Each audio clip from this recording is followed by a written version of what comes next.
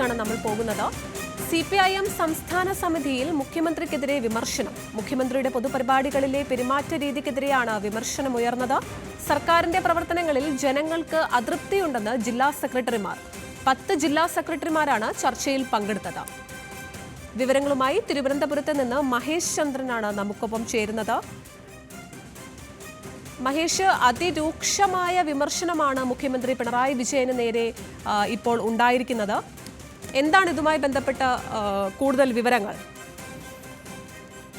ആതിര, കണ്ണൂരിൽ നിന്നടക്കമുള്ള 10 ജില്ലാ സെക്രട്ടറിമാരാണ് ഇന്ന് സംസ്ഥാന കമ്മിറ്റി ചർച്ചയിൽ പങ്കെടുത്ത് സംസാരിച്ചത്. ആ ചർച്ചയിലാണ് മുഖ്യമന്ത്രി പിണറായി വിജയൻ പൊതുജനങ്ങൾ പങ്കെടുക്കുന്ന പൊതുജന മധ്യത്തിലുള്ള പരിപാടികളിൽ പെരുമാറുന്ന രീതിക്കെതിരെ വിമർശനം ഉണ്ടായത്. ആ പെരുമാറ്റ രീതിയിൽ ആളുകൾ അത് തെറ്റായി മനസ്സിലാക്കുന്ന അവസ്ഥയുണ്ട്.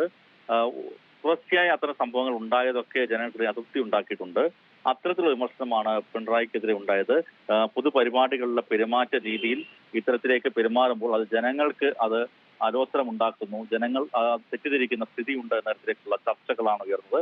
അത് മാത്രമല്ല, ഒന്നാം പിണറായി സർക്കാരിനെ രണ്ടാം പിണറായി സർക്കാരിനെ രണ്ടായിട്ട് വേർതിരിച്ചാണ് ജനങ്ങൾ കാണുന്നത്. ഈ അതൃപ്തി ജനങ്ങൾക്ക് ഭരണത്തോട് ഉണ്ട്. ഈ ചർച്ചയിൽ പങ്കെടുത്ത ജില്ലാ സെക്രട്ടറിമാരെല്ലാവരും തന്നെ CPM മന്ത്രിമാർ അടക്കമുള്ള വകുപ്പുകളുടെ ഭരണ രീതിയിലെ അതൃപ്തി ജനങ്ങൾക്കുണ്ടെന്നും ഭരണരീതിയിൽ പാളിച്ചകളുണ്ടെന്നും വ്യക്തമാക്കുകയും ചെയ്തിരുന്നു.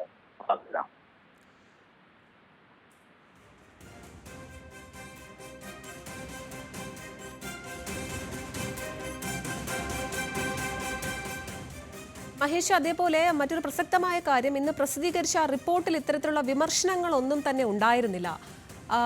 ഈ ഒരു ഘട്ടത്തിൽ അപ്പോൾ എന്താണ് നമുക്ക് മനസ്സിലാക്കാൻ സാധിക്കുന്നത്? ഇന്ന് CPM-ന്റെ സംസ്ഥാന സെക്രട്ടറി MV ഗോവിന്ദനാണ് ക്രോഡീകരിച്ച റിപ്പോർട്ട്, അവലോകന റിപ്പോർട്ട് സംസ്ഥാന കമ്മിറ്റി അവതരിപ്പിച്ചത്. ആ സംസ്ഥാന കമ്മിറ്റി അവതരിപ്പിച്ച റിപ്പോർട്ടിൽ ഭരണവിരുദ്ധ വികാരം എന്ന് പൊതുവെ എല്ലാവരും ചർച്ച ചെയ്യുന്ന, അഭിപ്രായപ്പെടുന്ന അത്തരമൊരു പരാമർശം അതിനകത്ത് ഉണ്ടായിരുന്നില്ല.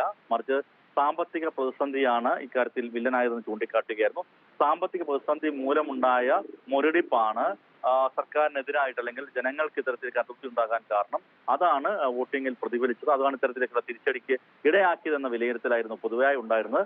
അതിൽ മുഖ്യമന്ത്രിക്കെതിരെയോ അല്ലെങ്കിൽ ഭരണത്തിനെതിരെയോ വ്യക്തമായ പരാമർശങ്ങളൊന്നും തന്നെ ഇല്ല എന്ന് തന്നെ വേണം പറയാൻ. പക്ഷേ ചർച്ചയിൽ അതിനപ്പുറത്തേക്ക് ആഴത്തുള്ള ചർച്ചയിലേക്ക് കാര്യങ്ങൾ കടന്നപ്പോഴാണ് ഈ 10 ജില്ലാ സെക്രട്ടറിമാർ സംസാരിച്ചപ്പോൾ ആ 10 ജില്ലാ സെക്രട്ടറിമാരും ഭരണത്തിന്റെ പാളിച്ചകൾക്കെതിരെ സംസാരിച്ചു. ഭരണത്തിൽ മോശമായ ഒരു അവസ്ഥയുണ്ട് എന്ന് ചൂണ്ടിക്കാട്ടി ഒന്നാം പിണറായി സർക്കാരിനെ കുറിച്ച് ജനങ്ങൾക്ക് നല്ല അഭിപ്രായമായിരുന്നു. ആ അഭിപ്രായം രണ്ടാം പിണറായി സർക്കാരിന്റെ കുറിച്ചില്ല എന്ന് തന്നെ അവർ വ്യക്തമായി പറയുകയും ചെയ്തു. അതിനൊപ്പം തന്നെയാണ് മുഖ്യമന്ത്രി അടക്കമുള്ള അവരുടെ പെരുമാറ്റ രീതികൾ അത് ജനങ്ങളിൽ ആശയക്കുഴപ്പം ഉണ്ടാക്കുന്ന, ജനങ്ങൾക്ക് എതിർപ്പുണ്ടാക്കുന്ന തരത്തിലേക്ക് വരുന്നു.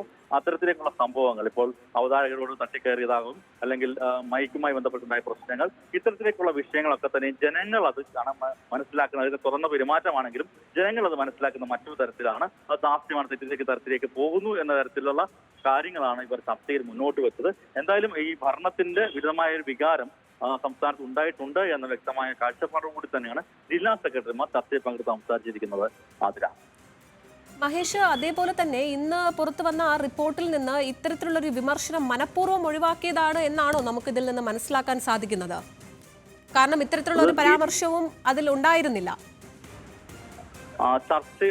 ഈ റിപ്പോർട്ട് ക്രോഡീകരിച്ചെടുത്തിരിക്കുന്നത് 20 പാർലമെന്റ് മണ്ഡലം കമ്മിറ്റികളും അതുപോലെ തന്നെ 14 ജില്ലാ കമ്മിറ്റികളും നൽകിയ തിരഞ്ഞെടുപ്പുമായി ബന്ധപ്പെട്ട റിപ്പോർട്ടിനെ അടിസ്ഥാനമാക്കി, അത് കണക്കുകളും മറ്റുമുള്ള റിപ്പോർട്ടാണ്. ആ റിപ്പോർട്ടിനെ അടിസ്ഥാനമാക്കി സംസ്ഥാന സെക്രട്ടേറിയറ്റ് ചർച്ച ചെയ്ത് അങ്ങനെ ക്രോഡീകരിച്ച റിപ്പോർട്ടാണ്, അവലോകന റിപ്പോർട്ടാണ് ഇന്ന് സംസ്ഥാന കമ്മിറ്റിക്ക് മുമ്പ് വെച്ചത്.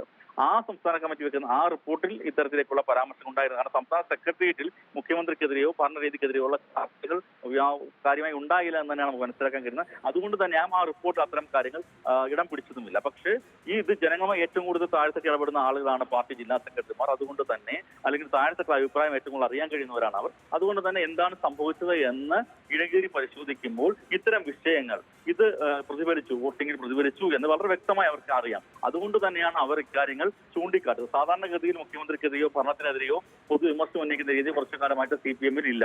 കാരണം അത് ഒരു ഏകപക്ഷീയമായ രീതിയിലേക്ക് മാറിയിട്ടുണ്ട്. വിഭാഗീയത കത്തിയുന്ന കാലത്താണ് ശക്തമായ വിമർശനങ്ങൾ പാർട്ടികൾ ഉണ്ടായിരുന്നത്. അതൊക്കെ കുറച്ചു കാലങ്ങളായി ഇല്ല. പക്ഷേ ഇപ്പോൾ ഇത് ചൂണ്ടിക്കാട്ടിയില്ലെങ്കിൽ പറഞ്ഞു പോകില്ലെങ്കിൽ അത് അപകടം ചെയ്യുമെന്ന തിരിച്ചറിവ് പാർട്ടി നേതാക്കൾക്ക് പോലും ഉണ്ട്. അതുകൊണ്ടാണ് അവർ കുറച്ചൊക്കെ വ്യക്തമായി തുറന്നു പറയാൻ തോമസ് ഐസക്കിനെ പോലുള്ളവർ പോലും തുറന്നു പറയാൻ തയ്യാറാകുന്ന സാഹചര്യം ഉടലെടുത്തത്. ആതിര. ശരി. CPIM സംസ്ഥാന സമിതിയിൽ മുഖ്യമന്ത്രിക്കെതിരെ രൂക്ഷ വിമർശനമാണ് ഇപ്പോൾ ഉണ്ടായിരിക്കുന്നത്. വിമർശനം ഉയർന്നത് മുഖ്യമന്ത്രിയുടെ പെരുമാറ്റ രീതിക്കെതിരെ.